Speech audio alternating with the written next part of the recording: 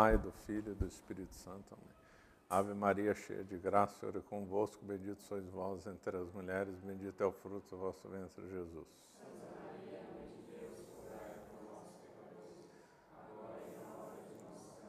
Auxílio dos cristãos, Pai, do Filho e do Santo. Amém. Então, boa noite a todos. Então, hoje eu vou falar um pouco sobre a Escola de Frankfurt. Isso aqui é só uma visão geral, uma introdução, porque é um assunto muito longo, né? Os membros da Escola de Frankfurt produziram um vasto material em várias áreas, então é um assunto bem longo, né? E qual a importância aí do tema? A importância do tema é que muito da nossa corrupção, falando do mundo inteiro, não só do Brasil, tem base teórica, não estou dizendo que tudo vem deles, mas tem uma boa parcela de culpa, da nossa decadência vem da Escola de Frankfurt. A Escola de Frankfurt deu bastante sustentação teórica para a corrupção que nós estamos vendo no mundo, né? A Escola de Frankfurt ficou atrás, ou pelo menos teve forte influência na nova esquerda, na geração beat, e mesmo entre os hippies e o movimento dos anos 60, né? O Marcuse esteve lá nos protestos em Paris, em 1968, então o Erich Fromm, né, foi um dos responsáveis para disseminar o freudismo para todos os locais, um dos, né, não foi o único. Então, a Escola de Frankfurt, os efeitos maléficos que esses homens produziram são sentidos até hoje, né? Boa parte do que se chama de marxismo cultural vem deles, né? Marxismo cultural é uma palavra que eu não gosto, depois no final da aula eu vou explicar por quê, mas vem deles, né? Então, nós vemos essa corrupção aí do mundo Não, o termo não vem dele, a coisa em si, a doutrina vem deles, né? A concepção teórica da nossa corrupção vem deles, não totalmente deles, mas boa parte vem deles, sem dúvida nenhuma. Só ver os textos que eles produziram é o que está acontecendo na prática, né, no mundo inteiro. Por outro lado, eles têm notas. Agora, o que é o corpo da doutrina dele, resumindo muito? Eles se basearam em Marx, mas aí depois eu vou comentar um pouco a fundo, que essa coisa ficou muito desfigurada. Na realidade, é uma gnose moderna, né? Principalmente com Adorno. Né?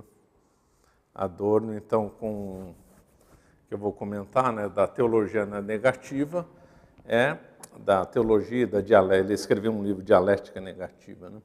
É bem gnóstico, né? Então, é uma turma assim, com uma doutrina muito pesada e muito ruim. Bom, vamos aqui a história, né? Então, em 1923... antes de falar da história, temos que... Essa aula aqui pressuporia a aula da gnose do Takase, do professor Takase, a aula da Cabala e também, né, os fundamentos do marxismo também, né? Então, vou centralizar um pouco aqui do marxismo, senão não dá para entender aqui a Escola de Frankfurt, né? Então, o Marx desenvolveu lá o seu corpo de doutrina, que é um corpo fechado. Ele diz, com outras palavras, que tinha achado a solução da história. E para o nosso ponto, o que ele diz? Que viria uma revolução, que o proletariado ia assumir o controle dos meios de produção, e do capitalismo viria o socialismo, numa primeira fase, e depois, numa fase terminal, de fim de história, viria o comunismo, né? Então, comunismo e socialismo são diferentes para Marx. No dia a dia, muita gente usa como sinônimo, mas não é.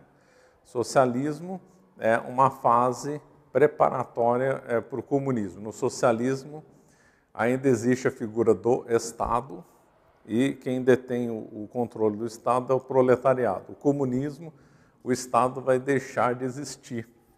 Então, no fundo, Marx era um anarquista, né? Os comunistas, os comentadores comunistas, web comunistas e outros divulgadores não gostam muito de falar da fase comunista. ficam só centralizados na fase socialista. Eles escondem o que Marx falou da fase comunista por vários motivos. Um deles é que é de um ridículo completo, uma coisa completamente romântica, inexequível, delirante, e eles ficam na fase socialista, que também é errado, também é delirante, só que um degrau a menos do delírio. E como eles são todos estatólatras, então eles divulgam a fase estatólatra do Marx, que é a fase socialista, né? Lembrando que o culto do Estado não é do Marx, é do Hegel. O Hegel tinha um sistema completamente gnóstico, cabalista, hermético, dialético, e que no qual uma ideia espírita evoluir numa fase dessa evolução até a volta para a divindade, haveria o fortalecimento do Estado. Então Hegel está na base aí dos movimentos totalitários do século XX, como nazismo, fascismo e mesmo stalinismo, né? Dentro do fascismo eram adeptos declarados do Hegel, né? Então, o Marx então pegou o esquema do Hegel, só que o esquema do Hegel era idealista, contra a matéria e tal. E o Marx, então, pegou o esquema e colocou do lado materialista. Só que, aqui eu já lembro, o Hegel não criou a dialética. Às vezes, quando as coisas divulgadas, a dialética me diz, não vem de Hegel. Dialética é uma coisa que é ligada umbilicalmente à gnose. Então, quando nasceu a gnose, nasceu a dialética. Isso é, claro, o motor da gnose é a dialética. Tanto a dialética clássica, como se diz, tese, antítese e síntese, como aquela dialética que é a irmã dessa, que é do Aufheben, né? Que é Aufheben, que é aqui o nome em alemão, porque o termo é do Hegel, que no qual, em vez de ter a tese, antítese e síntese, o próprio ser tem um princípio oposto a ele, é a mesma lógica, é um conceito irmão, só que mais perigoso e mais profundo, do ponto de vista gnóstico. Então, todo ser, desde o átomo até a sociedade, tem um princípio oposto a ele.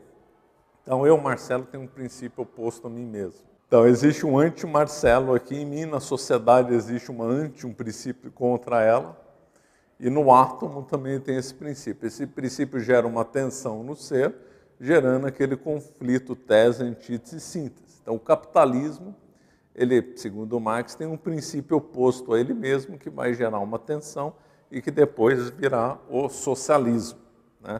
Então, o ser, ele é dialético. Né? O ser é dialético para Gnose, para Hegel, para Marx. O comunismo é o fim da história. Todo sistema gnóstico e cíclico tem o fim da história. O fim da história é um termo-chave que é o momento imediatamente anterior à volta para a divindade. Fim de história para o pai dessa história toda, que é o Joaquim de Fiore, quando terminasse o ciclo do terceiro evangelho, que era a época do Espírito Santo, né? Aí vira a época do Espírito Santo, termina a história, volta para a divindade. Então, e acaba a dialética, né? Aí é interessante, que a história é com dialética. Quando a dialética acaba, é o fim da história. Então, então o capitalismo ele tem um princípio oposto a ele. Tudo tem um princípio oposto. O ser não é estável, existe uma tensão no ser, e essa tensão é que faz a história, faz a nossa vida, faz as revoluções, faz tudo.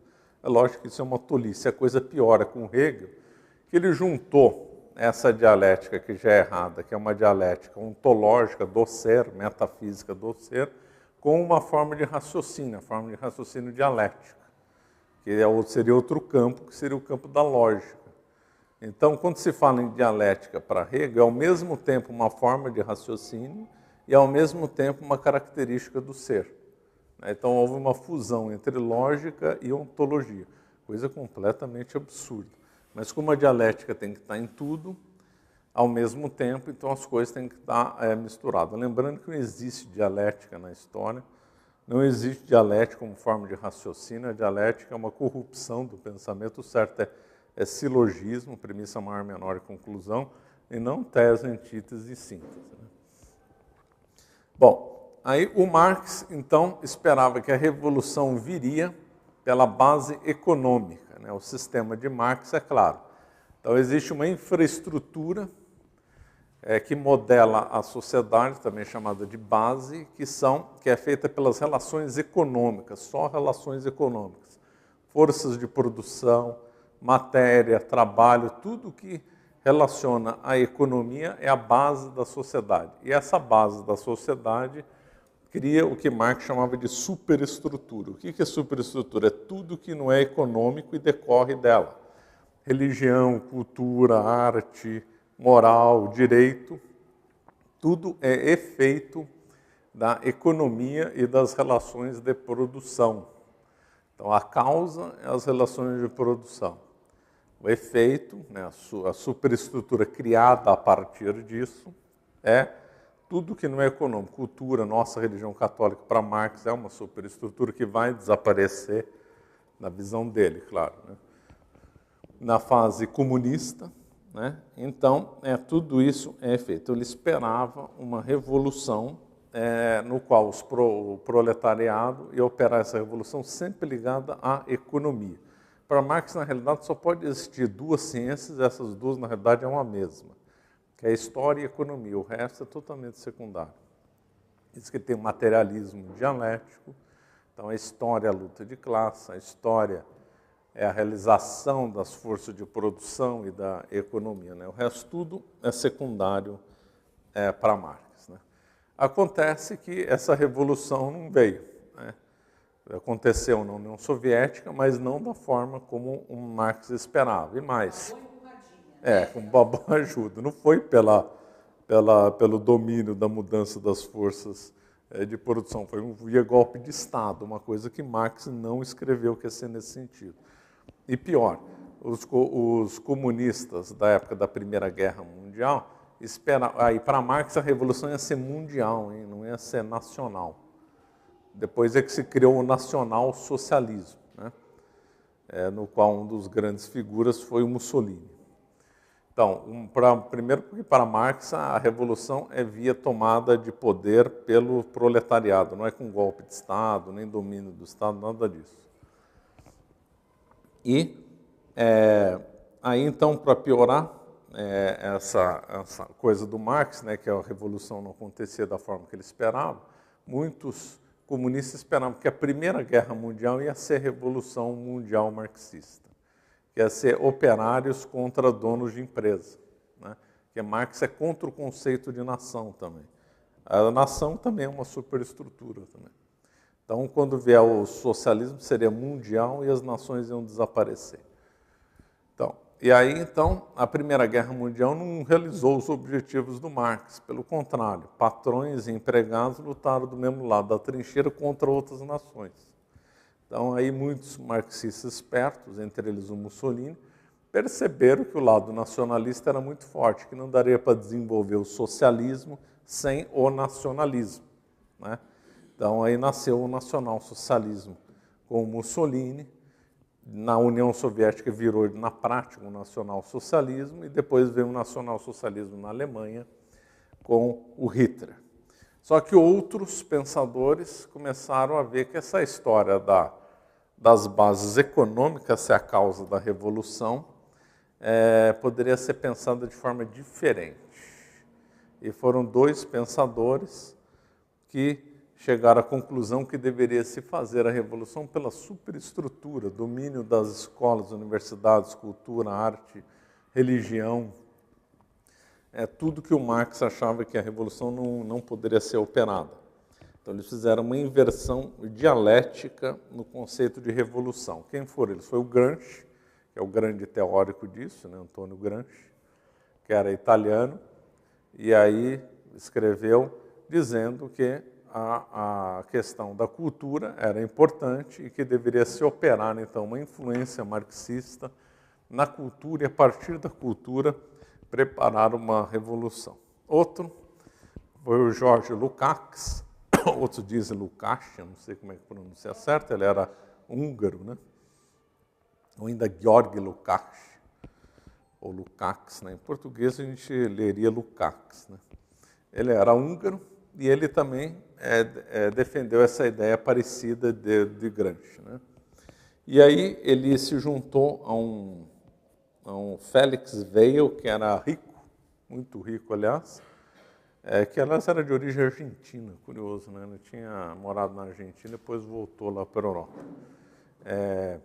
E ele era sempre tem rico financiando o comunismo. O Engels financiou Marx, a Liga dos Justos financiou o Manifesto Comunista, empresários financiaram a Revolução de 1917 e o Jorge Soros financia a Revolução Cultural no mundo. Sempre tem alguém rico financiando a Revolução Comunista, né? E esse Félix Weil era o homem do dinheiro. Félix Weil, W-E-I-L. Félix Weil, né? Então, Weiler. Então, é verdade, Félix Weiler. É isso aí. Ele era mistura de argentino e alemão. E aí, então, os dois fundam o Instituto de Pesquisa Social na Universidade de Frankfurt. Aí, esses dois saem de cena, né, e entram, então, o grupo que vai fazer a escola de Frankfurt andar, que vão ser essas tristes figuras.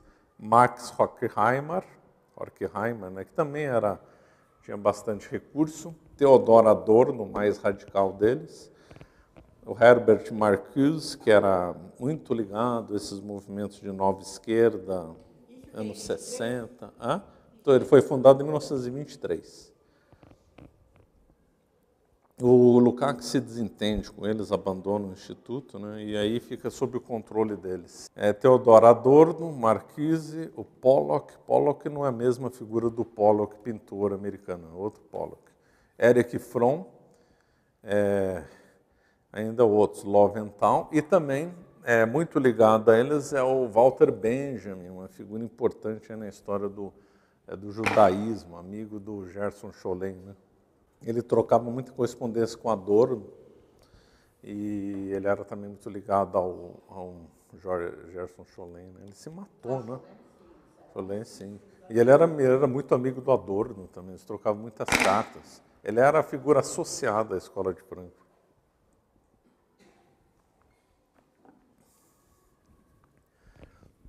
E aí, então, eles começaram então, a produzir um material na cidade de mesmo nome, quando vem, e boa parte deles eram todos judeus, né?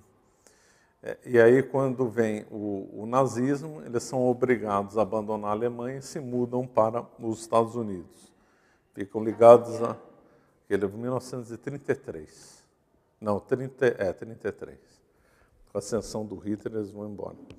E aí eles se instalam em Nova York e ficam ligados à Universidade de Colômbia, mesmo que gerou a geração Beat, e aí da geração Beat gerou os hippies, né? Porque esse grupo da geração Beat teve alguns que foram para a Califórnia, em São Francisco, e o movimento hippie nasceu propriamente em São Francisco.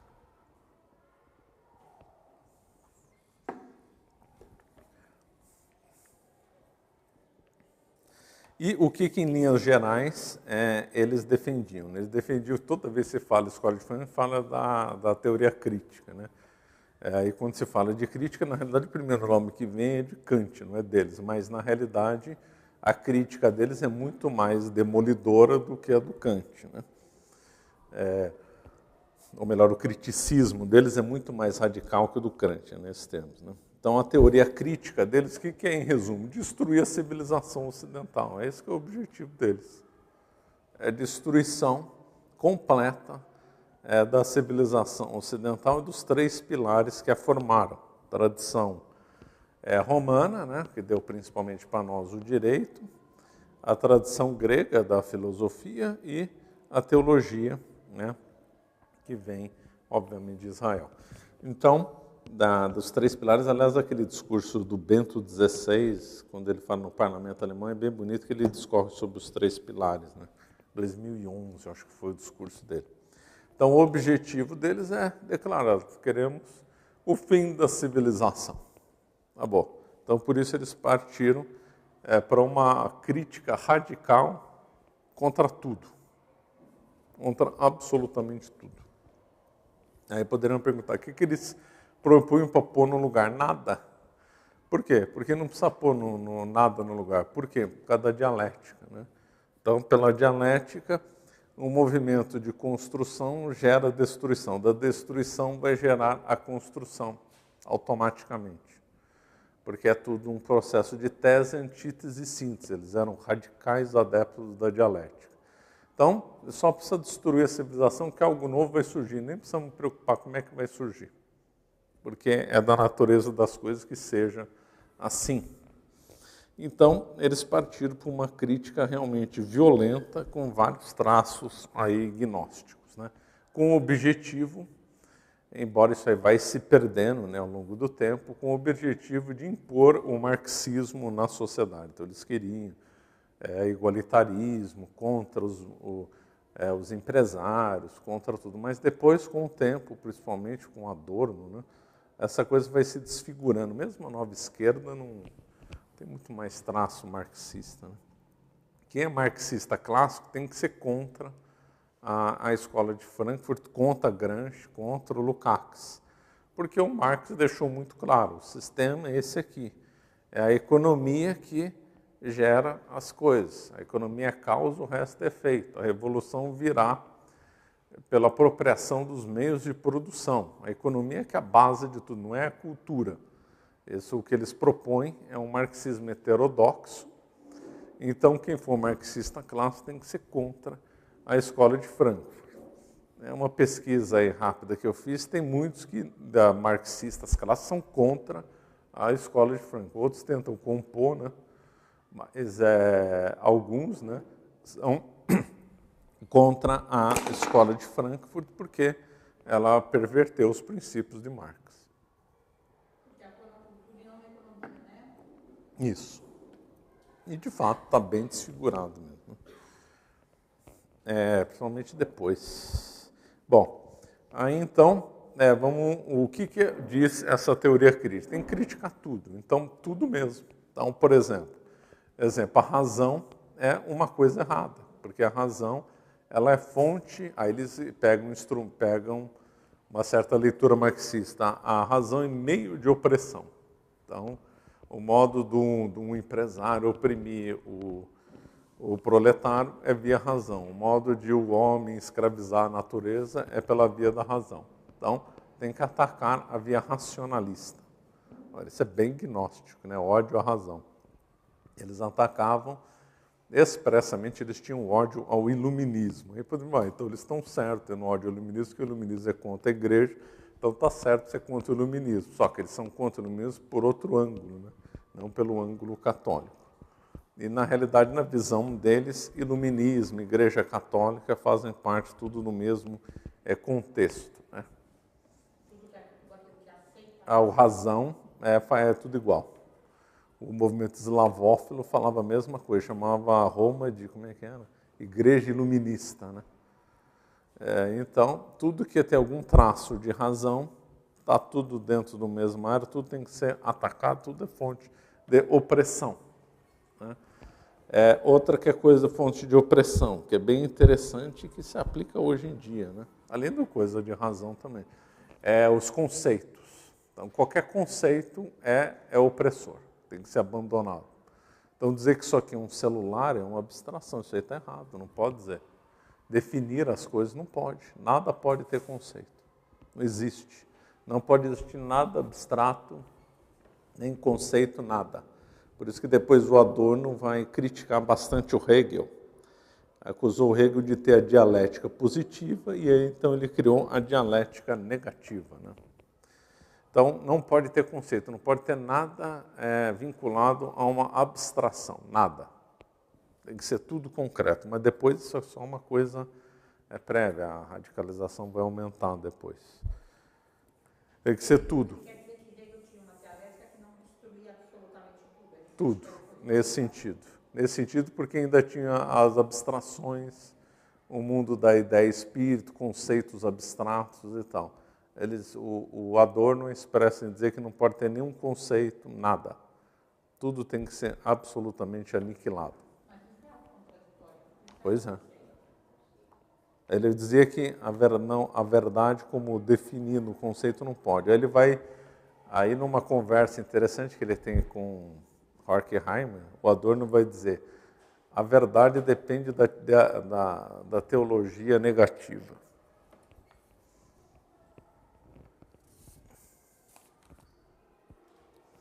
Aí eles vão nesse bojo aí de criticar tudo e querer colocar tudo abaixo, vai ficar talvez a coisa mais famosa ligada a eles, mas não a mais importante, que é a indústria cultural, né?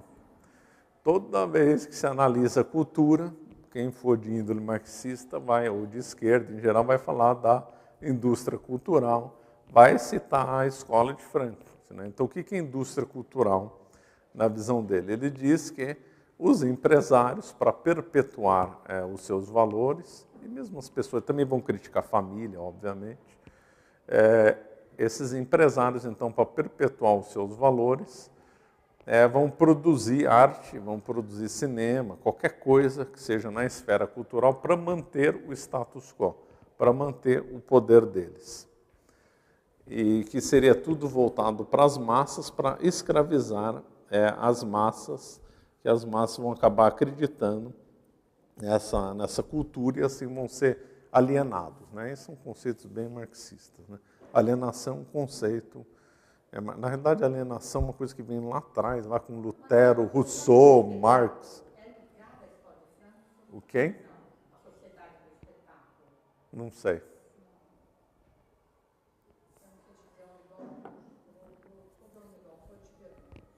Isso eu não sei.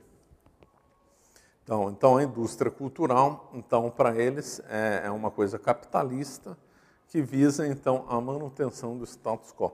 Aí eles dão uma interpretação errada, porque a indústria cultural a gente sabe que é totalmente marxista, né? Mas para eles é um marxismo ainda moderado, tem que ser mais radical ainda, né? E aí eles ficam obcecados com a arte, né? Começam a ver a arte defendendo que a arte tem uma linguagem própria. Então, já que você não pode ser racional em nada, já que você tem que criticar tudo, não pode fazer abstração, você tem que exteriorizar, né, o conhecimento, o que se sabe, por alguma coisa. Então, a arte seria um veículo disso. Então, muitos ficaram obcecados em escrever desenvolver, então, uma teoria da arte ligada a isso. Walter Benjamin e outros, todo mundo escreveu sobre arte. Esse Leventhal, ele era judeu, né, muito ligado ao messianismo, né? É curioso, né? Ligado ao messianismo. A teologia negativa não é exclusiva da escola de Frankfurt, né? Existe um veio da teologia negativa, que na realidade a base é a Cabala, e que se disseminou para um pensamento judaico além da escola de Frankfurt. Por exemplo, Franz Kafka é um autor ligado à teologia negativa, né? Bom, agora vamos falar então da principal figura da escola de Frankfurt, que é o Adorno, a meu ver, a principal figura do ponto de vista da radicalização da dialética, não do ponto de vista de ser o mais famoso. Acho que o mais famoso foi o Marcuse, né, que fez campanha lá na França, frequentou ambientes universitários, participou dos protestos de 68, etc. Mas o Adorno é o que foi mais a fundo na história, né? O Adorno, ele estudou, né, ele foi orientado por um tal Paul Tillich. Esse Paul Tillich era um teólogo protestante, também adepto da teologia negativa, né? Olha o que esse Tillich é T-I-L-I-C-H. Ou Tillich, né? Mas eu acho que em alemão é Tillich, né? Paul Tillich. Adorno narra, né? Isso aqui é uma citação, quem tiver interesse pelo tema, tem um brasileiro chamado Eduardo Losso, que o doutorado dele ele discorreu sobre Adorno e a teologia negativa. Muito interessante o trabalho dele. E lá ele comenta, Eduardo Losso, L-O-S-S-O, é de graça na internet em PDF. Aliás, deveria ter virado livro. Esse daí ele esmiuça bastante o pensamento do Adorno. Só falar mais ou menos quando que essas pessoas nasceram, né, e morreram, esqueci. Né? Então, eles nasceram no final do século XIX ou no começo do século XX, morreram no final da década de 60 ou começo da década de 70. Ou seja, uma geração que, quando criança ou jovem, viram a Primeira Guerra Mundial acontecer, acompanharam loucos anos 20 de falso otimismo, depois viram a crise e a ascensão do nazismo, viram os horrores da Segunda Guerra Mundial, acompanharam a Guerra Fria e morreram durante os episódios da década de 60 ou um pouco depois. Né? Lembrando que a década de 60 é interessante. Também lá ocorreu uma junção dialética entre o racionalismo e a gnose. Né? Muito dessa turma aí deu muita causa para isso. Né? Então, aí o Adorno propriamente morreu em 1969. O trabalho dele, que eu vou comentar agora, Dialética Negativa, de 1966. Trabalho no final da vida dele, mais maduro. Né? Mas olha que interessante, o Adorno narra que Tillich tinha uma tendência a formular um raciocínio implícito ligado à teologia negativa. Então, segundo Tillich, que o Adorno aproveita, ele diz: se Deus está ausente é porque é necessário que exista. Se ele não existisse, não poderia estar ausente. O que eles querem dizer com isso daí? Parece um jogo de palavras que não tem sentido nenhum. O modo de decifrar é a dialética. Né? Então, para os radicais gnósticos, cabalistas, o modo de provar uma coisa é negá-lo. Né? Então, o modo mais claro de mostrar que Deus existe é negando que Deus exista. O modo de afirmar a lei é negando que a lei exista. O modo de falar de moral é o imoralismo. E assim vai. A negação é a afirmação. A negação é a afirmação. Então, aí tudo faz sentido. Eu já falei, o Adorno disse que a verdade depende da teologia negativa. Tem aqui uma outra que o Losso comenta aqui muito bem, que é o seguinte, esse é o texto do Losso, né?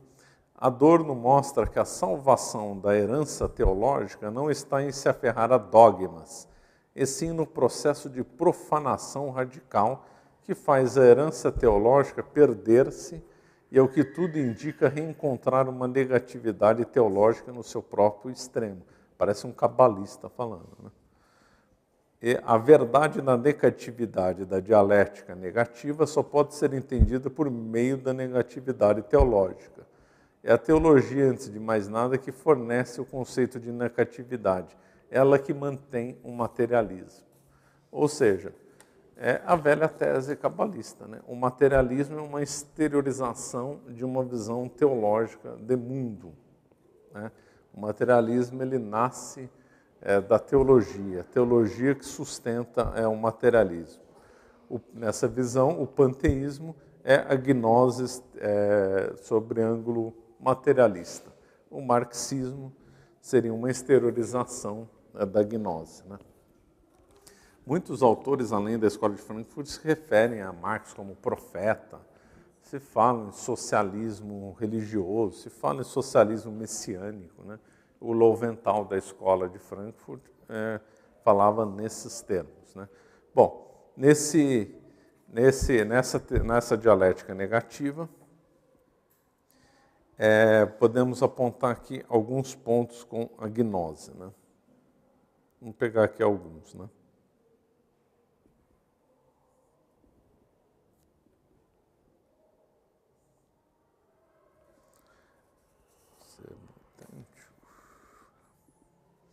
O Adorno era obcecado com o Proust. Né?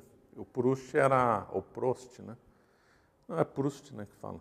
O Proust, ele era, então, um autor romântico, né, que escreveu livros sobre o tempo. Né? Bom, só fazer um parênteses antes que eu esqueça aqui.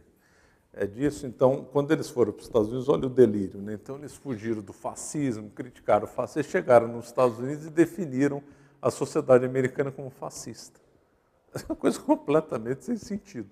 E eles escreveram, né, a escala do fascismo. Então, a pessoa pode ser antifascista e ser moderadamente fascista ou radicalmente fascista.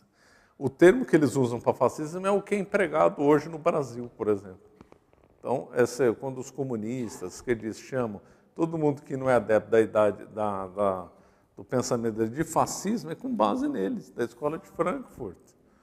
É com isso, porque eles definiram o fascismo, aquela figura que defende família, isso é expresso, que defende propriedade e que defende valores morais ou tradição, com bons costumes, fascista. Então, eles definiram a sociedade americana como profundamente fascista, porque naquela época era mais conservadora que hoje. Eles defendiam valores da família, propriedade, tradições, moral e tal. E aí, como tudo isso era errado, eles definiam isso como fascismo. Aí, pegando um gancho no que a Madre falou, interpretando Freud à maneira deles, então, havia uma repressão nas pessoas. Né? O Freud falou que as pessoas tinham sempre uma coisa reprimida, né? Do ponto de vista moral, não vou aqui entrar em detalhes. E que como a sociedade americana era muito reprimida, é por isso que ela causava guerra. Né? Então, era um modo de a energia que não foi solta pelas imoralidades, ela tinha que ser solta de outra forma. O modo de ser solto era em guerra. Então, a solução da escola de Frankfurt para acabar com a guerra, liberar a imoralidade. Aí vocês veem como isso tem muito a ver com o movimento hippie e o movimento Paz e Amor dos anos 60. Né? Daí que também o feminismo tinha nascido antes, mas o feminismo se harmoniza perfeitamente com a escola de Frankfurt, porque o opressor é o homem. Tudo na escola de Frankfurt é uma dialética, um opressor é oprimido para tudo. Então, o homem oprime a natureza e a ecologia. O homem oprime a mulher vai salvar pelo feminismo. Aí a família oprime a criança tem que ter ampla liberdade para tudo, não tem autoridade mais dos pais. E por aí vai, eles são contra qualquer tipo de autoridade. Agora aqui, vamos pegar aqui a dialética, ela faz esse jogo, né? Por exemplo, céu e terra, escuro e claro, realidade e ilusão, né? Tudo isso faz parte do jogo da dialética. O Adorno radicalizou. Isso, para ele, era pouco. Ele queria, então, defender que a realidade escondida estava além desse duo. Então, na realidade, o mundo não tem relação com realidade e ilusão. É um terceiro elemento. Aliás, essa busca do terceiro elemento, que tem um nome técnico na gnose que eu me esqueci, os gnósticos defendiam a busca do terceiro elemento. E o Adorno vai defender exatamente isso, a busca do terceiro elemento. É o seguinte, a gnose normal para Marx, a dialética normal para Marx, Hegel, eles assumem que tem um capitalista, o operário, o bem e o mal. Existe esse jogo. Posso até dizer que o princípio do ser pode ser dual com bem ou mal, ou tal, mas sempre admite que existe o jogo. Só que alguns gnósticos radicais ignoram isso, que não existe esse jogo entre mal e mal. Tem um terceiro, que não é nem bem e mal, e que é a verdade última das coisas. É o terceiro elemento. E o Adorno, segundo os mais antigos, dizem que sim. Eu não deu tempo de pesquisar quem foi o primeiro a comentar, mas o Adorno, sim, estava buscando exatamente isso. Esse terceiro elemento, que era uma busca gnóstica. Quer ver? Deixa eu ver se eu acho aqui no termo. Não é a síntese. Por isso que eu falei que o Adorno chegou na dialética mais radical que tem.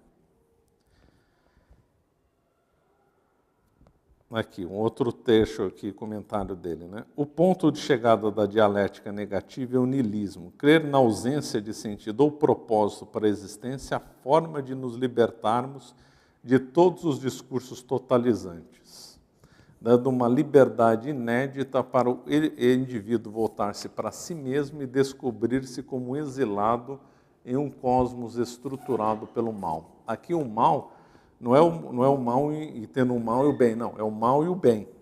É esse que é o terceiro elemento, que é buscado pelos gnósticos radicais.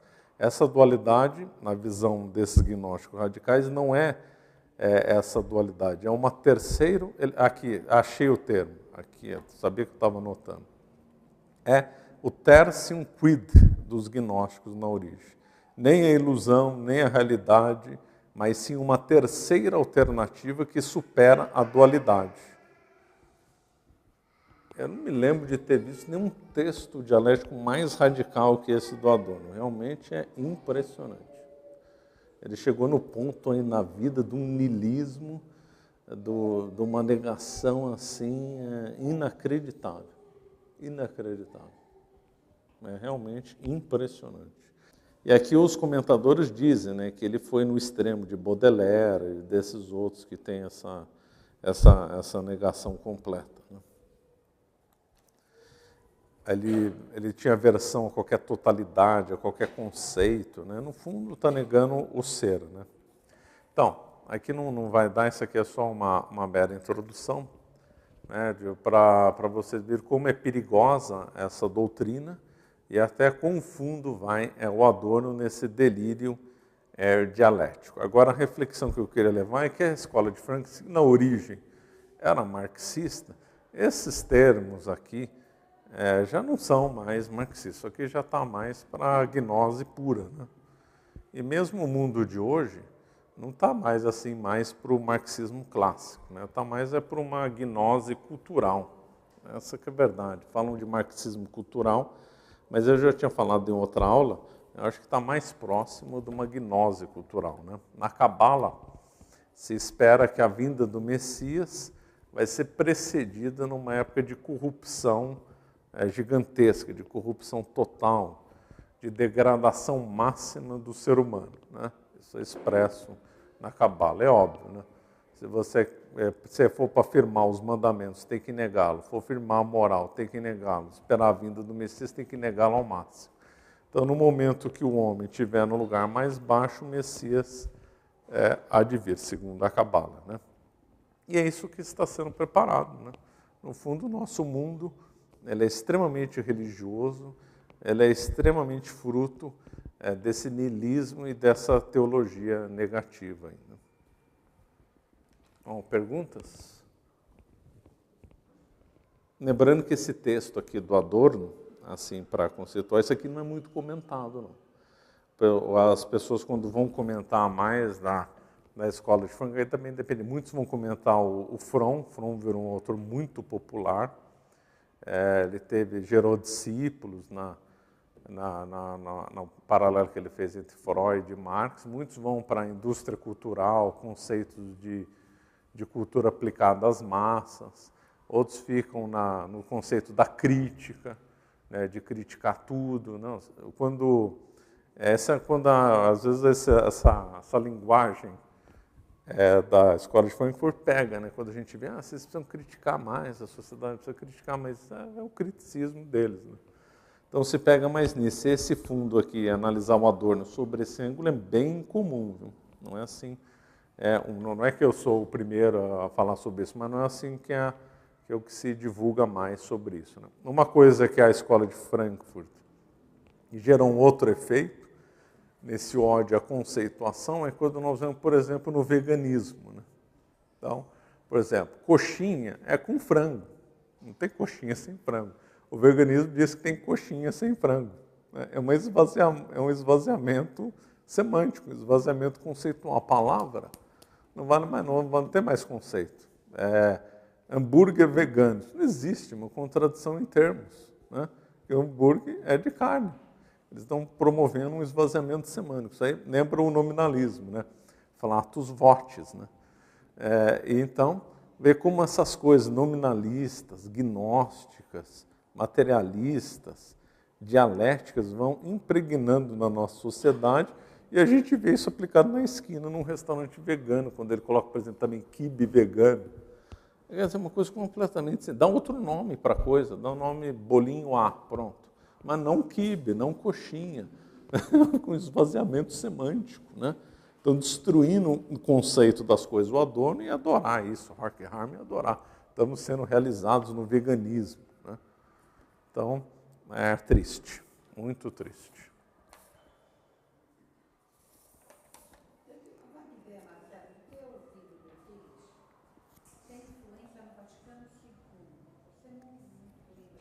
quem? Deles? Pode ser, eu não sei. Pode ser uma coisa interessante para pesquisar. Pode ser. Ele foi um figurão no tempo dele, né? Ainda mais com o prestígio que ele teve por orientar o Adorno. Tudo. Tem Kennedy Companion. Então ele é um figurão. Figurão. E ele era adepto da teologia negativa. O Eduardo Losso rastreia muito da teologia negativa até o mestre Eckhart também, né? Lembrei porque o Tillich era teólogo protestante, claro. Então ele leu luterano. Ora, Lutero teve como uma das bases a Cabala, o mestre Eckhart. Então é tudo a mesma linha, né? Então é tudo aquela velha gnose requentada que chegou até a escola de Frankfurt, né? Esse ódio ao mundo, o desejo de uma realidade que está completamente escondida além da dialética, impressionante. Então isso é gnose pura, né? Então, como é que chama lá? Tertium quid. Quid. Nossa, eu não lembro nunca de ter. O tertium quid, dos gnósticos radicais. Tertium quid, né? Não aceita essa dialética externa que sombra e luz, não. Tem uma outra, um mundo que faz oposição até isso mesmo. Tá bom, então vamos. Pai, do Filho e do Espírito Santo. Ave Maria, cheia de graça, o Senhor é convosco. Bendito sois vós entre as mulheres, bendito é o fruto do vosso ventre, Jesus.